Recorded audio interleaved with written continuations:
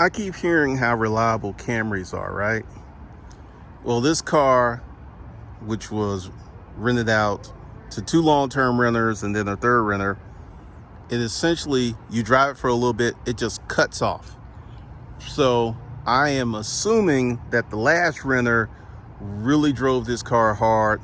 And also, this is something that I did not notice. Because first, you see that glue right there. That's really important, right? Because now,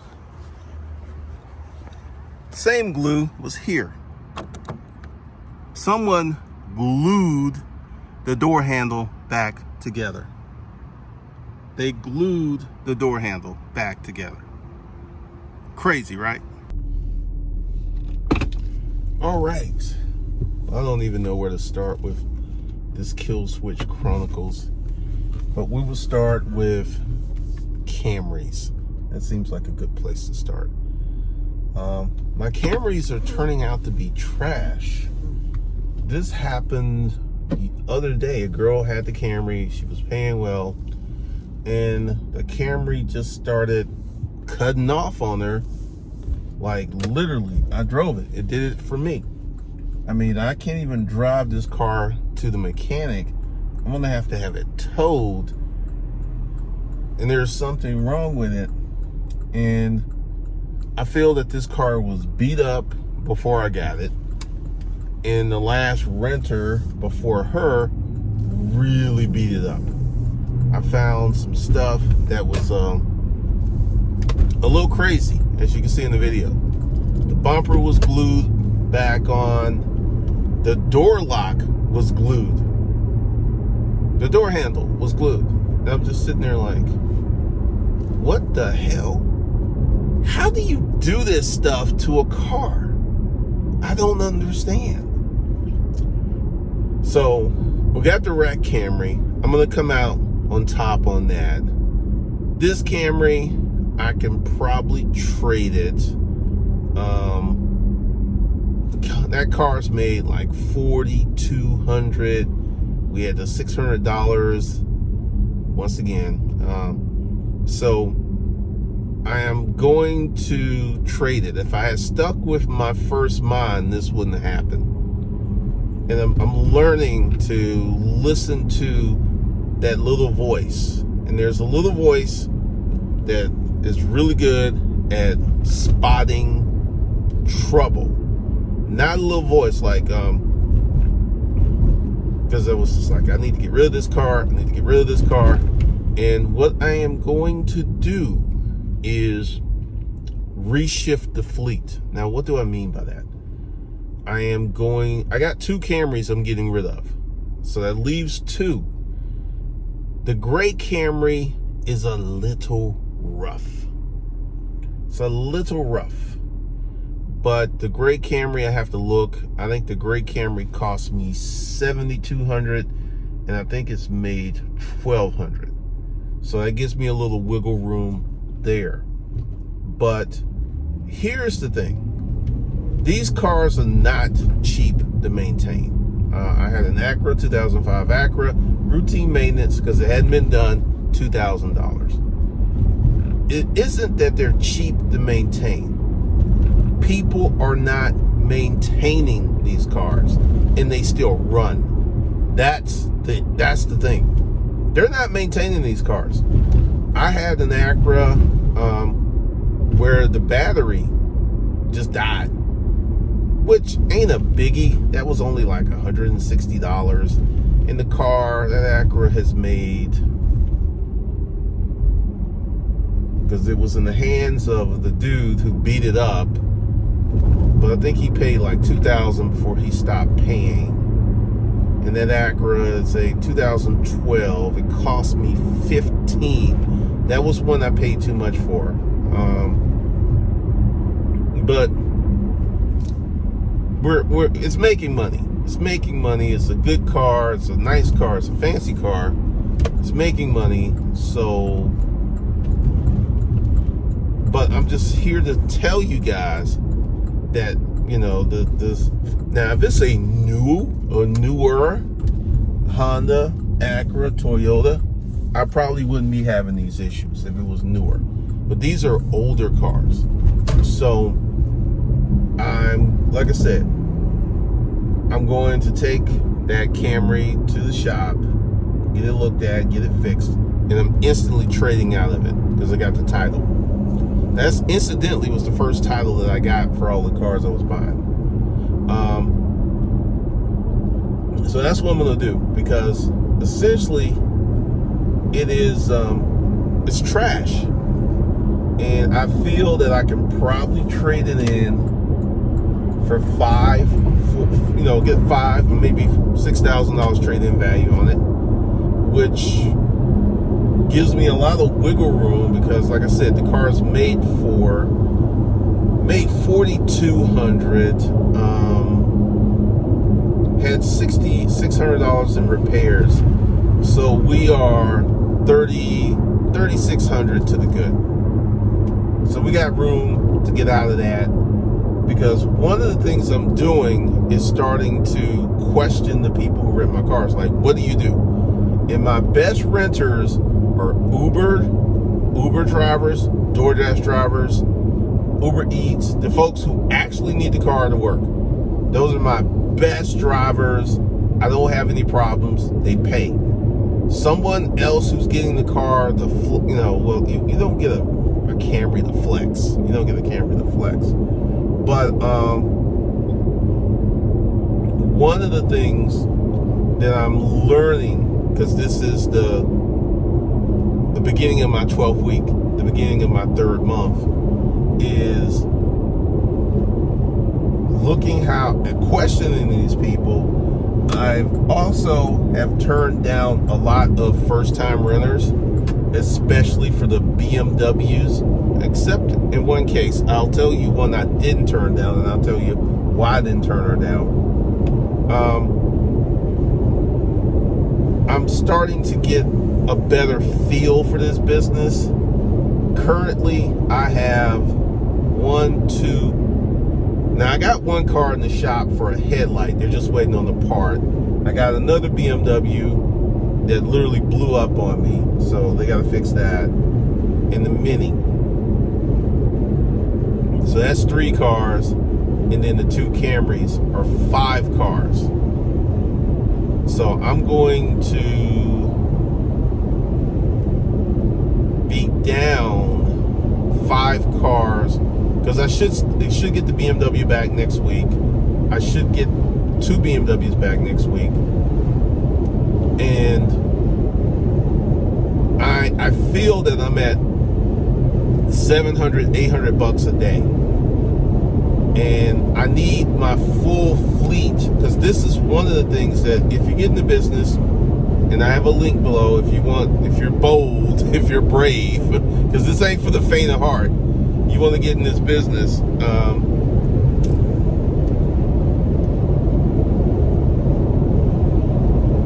you're going to have repair issues. And right now, all of the repair places are having a nightmare getting parts, especially if it's an esoteric kind of rare part. Like, it took 2 weeks for the hood cable to come back for the Acura that I'm about to take a big L on.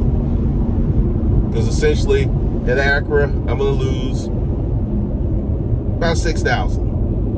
And when you put that with the Porsche I sold, I lost $4,000. So that's $10,000 in losses on those 2 vehicles. 2 vehicles. And I'm just going to have to add that to the startup cost. And that's pretty steep, because essentially I'm learning. There's certain dealers I'm just not buying any more cars from, because the cars are just trash. They're just trash. So I'm about to take a big L, big L, and I'm just gonna have to put it into the mix and get it back later, because essentially the business has made $34,000, and we still have a week left in this month. We might do 40. We might do 40,000.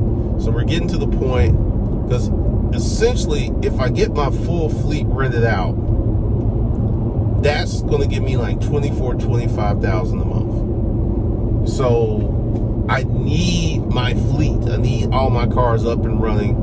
And also, this is something else that's going on. I filed another police report because essentially I have 25 cars and 11 cars have GPS kill switches on it. I assume by August, not September, I will have GPS kill switches on everything that I'm going to keep. And this is something else if you get into business. You can have good renters who will go bad on you. They'll be paying, and then something will happen in their life and they will stop paying. And if you don't have a GPS kill switch, they will keep your car. I am totally shocked at the number of people who are like, oh man, I'm suffering some kind of financial hardship. Let me just keep his car. That is cracking, that's just puzzling. It is puzzling that someone will want to keep my vehicle and not pay me. So we got one more, and I feel that there's probably going to be one more that's going to go out and I get the vehicle back, and this is one that I will keep and put a GPS kill switch on. Because one of the things I've learned is when they don't pay you and they keep your vehicles, they dog them out. They just completely dog them out. So let's go back to, why did I rent to this girl who was a first-time renter? I actually Googled her. She has a job, she has a life, and she was a weekly rental. She rented by the week. Typically, that is my least problematic group of renters. People who rent by the week. She actually has a credit card. She actually said this. She said, I wanted to rent the car because I was thinking about buying one, and I got pre-approved by Carvana. Ding, ding, ding, ding, ding. She's financially healthy. That's why I rented her that car, and she's a speeder. She's a speeder. This morning, she was doing 98 on 85. I mean, so that's why I rented that car to her, because I was able to find out some information about her, and she's a normal person. And the car has a GPS kill switch on it, which, once again, I am not letting anyone know that I have these GPS kill switches on. Because essentially, if they don't pay me, oh my goodness, that's terrible that happened. Oh my goodness, the car isn't working. Do this. Leave the key in it, and I'll have it towed. Had to do that once. So I feel that since I am learning the business, I am actually getting a feel for the business that is getting better, because I'm picking my renters more carefully, because this is what's a recipe for disaster. Someone will try to get, like someone tried to book the BMW X5, the 2011, the one the girl was doing 108 in. That sucker will haul ass. It will haul ass. It's been enhanced. Someone was trying to rent that on a 2-day rental, and then check this out. They messaged me, hey, could you go down in the price? If you could do 70, because I got that car for 120. If you could do 70, I'll rent it. Alarms, red flags. So you want me to take less money so you can rent my car and dog it out? I was like, sorry, sir. The price is the price. Because they tried to request it, and I tried to approve it, and it got denied. And I was like, after that, I just rejected him, and I'm not having any more conversations with him. Because one of the things I am learning is personality matters. Personality matters. Now, this is what's funny. Last night, I had, and this is something that I ordered. I'm going to do a whole video about it. I ordered an air compressor, and I ordered a code scanner. Two very important things you're going to need. And I ordered a kind of an expensive code scanner because it has the ability to reset those lights. So I got a code scanner and the air compressor coming. I had a BMW last night where the tire came off the rim. So essentially, this is just another thing I've learned. This is another thing I got to do. I got to make sure that all my vehicles have proper tire pressure because I had to get this car towed. Fortunately, it was nothing mechanical. I mean, the towing was $190, and it's going to be probably $160 for the tire. To me, that's cheap compared to some of the repair costs I've had. That's cheap, and more than likely, it will go back out again today. So, one of the things that I'm learning is you need, because I'm going to do the whole little toolkit, fleet toolkit. Things that you need, things that you should have. I should have had that scanner earlier. I should have had it earlier because that would have saved me a little grief with a few cars. And essentially, another thing, I am getting expired tags because, one, I got a Camry. One of the reasons I got to take it in to get it fixed is they did not do emissions on it before they sold it to me. And now the check engine's light on, and you can't get emissions done with a check engine light on. So I got to get that fixed so I can. I'm gonna rent that car, and I showed it to her. I said it's wrecked, but it's run. It's not gonna have the issues of this one. And I can rent that out because my whole plan for that was to just let it sit until I got my claim check, which is going to be 3 to 4 weeks in the future. So I was like, look, I can rent you this car. It's wrecked, and I can rent it to you for $30 a day. And she said, that'll work.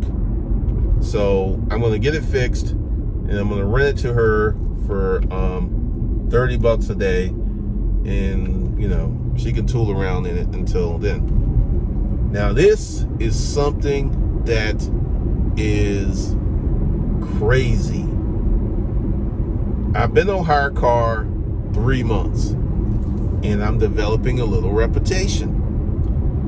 The girl who rented a BMW, the speeder, the week-long rental, she said, I stalked your page for 2 weeks. I mean, what do you mean? She's like, no, it's like, you have the nicest cars of anyone on there. I mean, they got some newer cars, but she's like, you really have some nice stuff. And I've been looking. And then when you put this one up, she said, I had to have it because she actually was going for the 2007, but the 2007 has an oil leak, which I'm going to get fixed.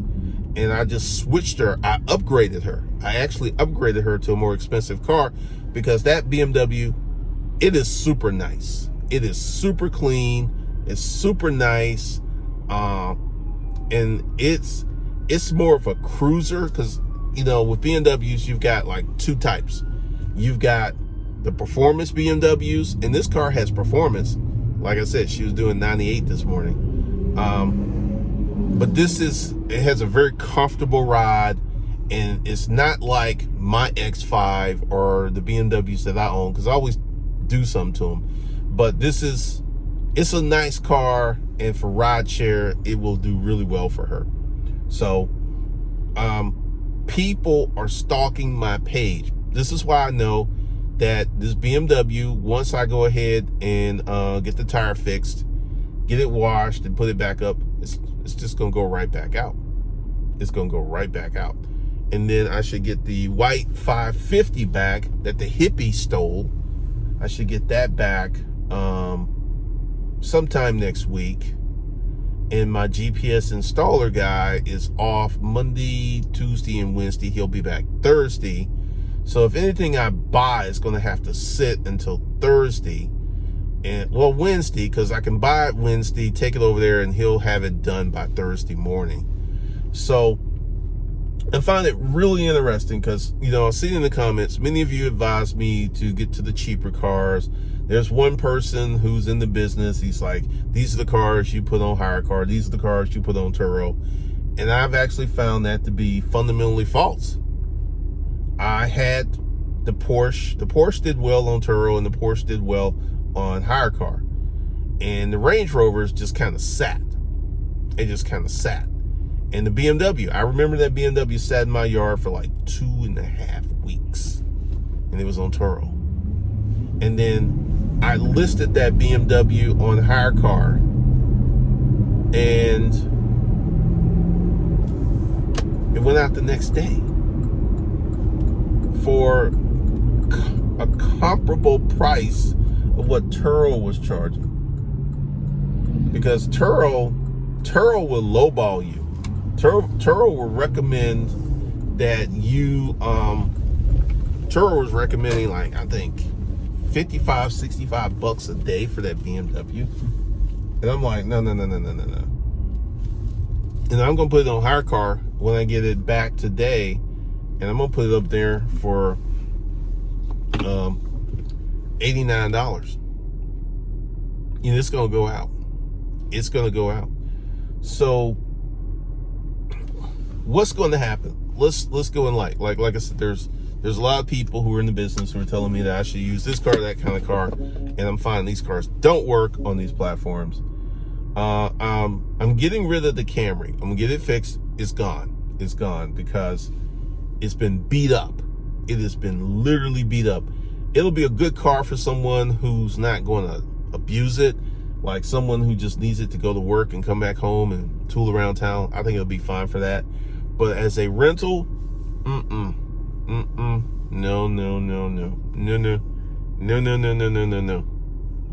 It is not going to be a good rental.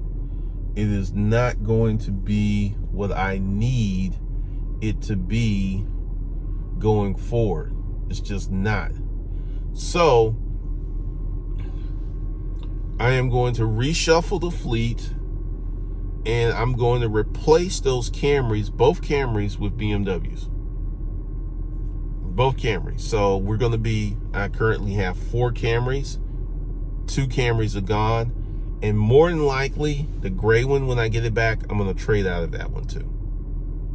Because the lady who has the Camry, she's like, she wanted to get the Acura TL, but this is what happened with this. Because I had someone request the blue Camry, and when I got the Camry back and realized all the issues it had, I just switched her to the TL because she was a week-long rental. Once again, whenever I see someone doing a week-long rental, I jump on it. And we will see, because this month, because my plan is, just depending on how fast I get these cars back, because August is 1st. So this may bleed over into August, but I might be buying cars into August. My goal was to buy all the cars I was going to buy this month and just chill for August, and then we'll see what the numbers go. Because like I said, I'm at about 700, because I did a calculation. One of the things that dramatically hurt me, that was a big issue, was the number of people who kept my vehicles and didn't pay me. Because I'm currently at 13,000. I should be at 18,000. I should be at 18,000. And because of those Yardbirds, it screwed up my numbers. And once again, this is why the numbers for August are going to be significantly better, because I am not going to have these issues going into August and September. Because essentially, if anyone clowns on one of these BMWs, just turn it off and go back and go get my car. So I don't have to worry about that kind of stuff happening going forward. But I may be buying cars in August, not because I wanted to. It's just because essentially when you put a car into the shop, you don't know when you're going to get it back. You have no clue, because once they go in there and they do everything, I should get both Camrys back next week. should be, I put them in Monday, I should get them Tuesday, Wednesday. And then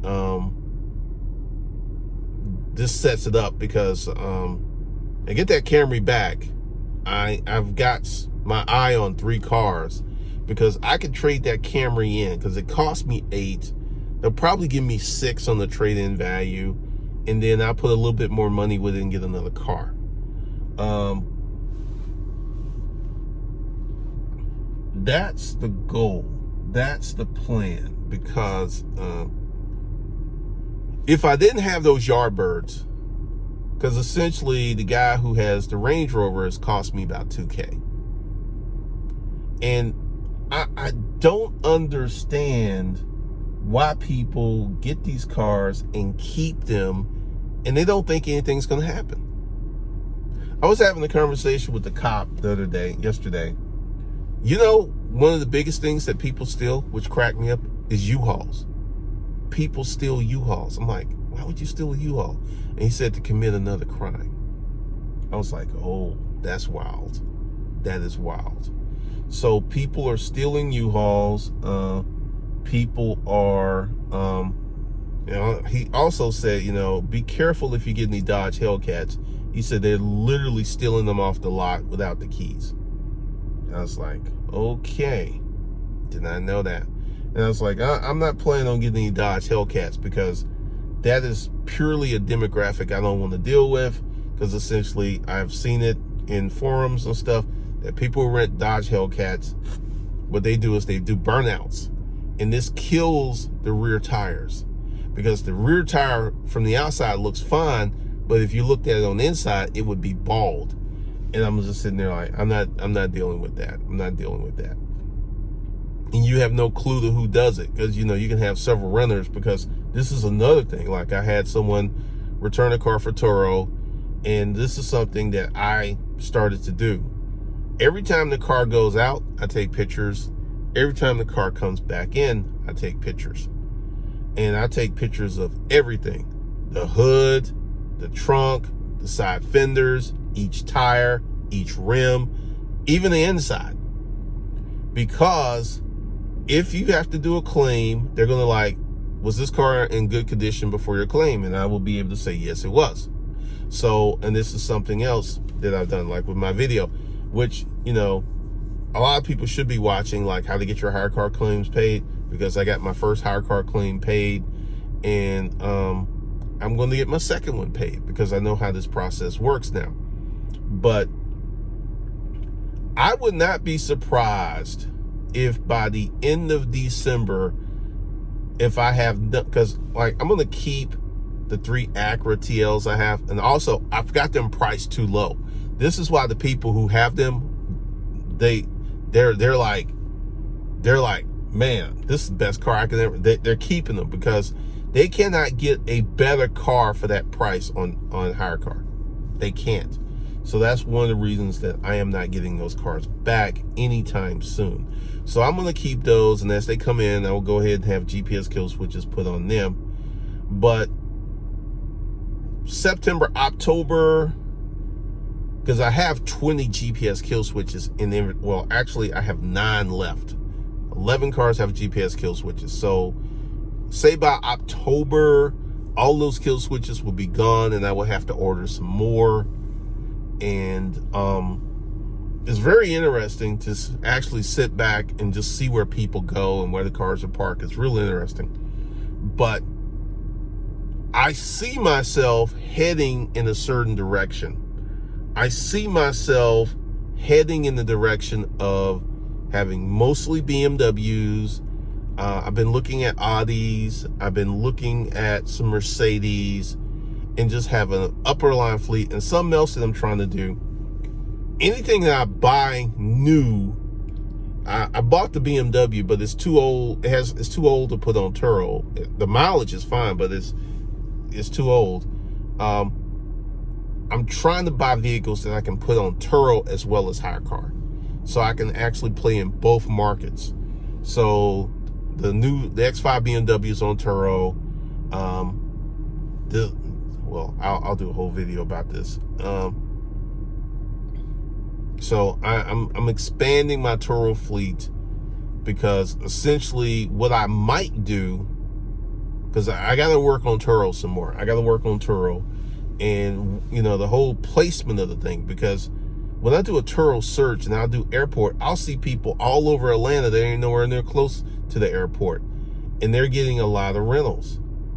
So I know that I can go ahead and get people to Sandy Springs if I do it right. And also, a lot of these hosts are older. They've been on there since like 2015, 2017. So I think that has a reason that, because like I said, Turo, if you're a good host and you know you serve people well and you don't have a lot of issues, I think Turo pushes traffic towards your listings. Because like I've seen these people, there's one guy who is up in East Cobb, like 2,800 trips. He's got like 25, 26 cars, and yeah, that's it. So I'm gonna start working on Turo a little bit more. And once again, guys, the best information that you can get is your own marketplace information, because I have stumbled upon something here. I can buy a BMW and within a day or two of putting it on the platform, it goes out. A day or two. Consistently. I've seen this over and over and over and over again. So I already know what my market likes. And talking to Uber and Lyft drivers, a lot of them can make a lot of money, and many of them are choosing upper end cars. So I'm going to cater to that market. And also, this is interesting. Lyft has something called Lyft Lux. I got to do some investigation on the Uber, because Lyft Lux, BMWs, Porsches and everything, I got to do some more information on that. But there is a market for luxury vehicles for Lyft and Uber. And because someone in the comment put in there, I'm waiting for a Lyft Lux, and the girl was losing her mind, and I started looking, and they have a whole division. And last night I was on the Lyft app, and I could have got a Lyft Lux, and it was like $8-9 more. But you know, if you multiply that times 10 trips, that's an $80 differential. That's $100 differential. 20 trips, that's $200 differential. So a $200 differential per day is huge. It is huge. So, I mean, that's $1,000. That's $4,000. That's about $5,000 more per month for the same things that you were doing. So, I'm going to work on that market, and I'm thinking about buying a Suburban. That's kind of in the back of my mind, because once again, there are no Suburbans on Hire Car. There's some vans, there's some minivans, I think there's some cargo vans, but there are no Suburbans, not a one. And I might get an Escalade, and this is something else I just have a feeling will really, really hit. That Cadillac truck, that Cadillac EXT, I'm thinking about getting one of those. I have a feeling that will hit, because I've seen two people in them, and the demographic, I'm like, So that's all I got for you guys. I will see you in the next one.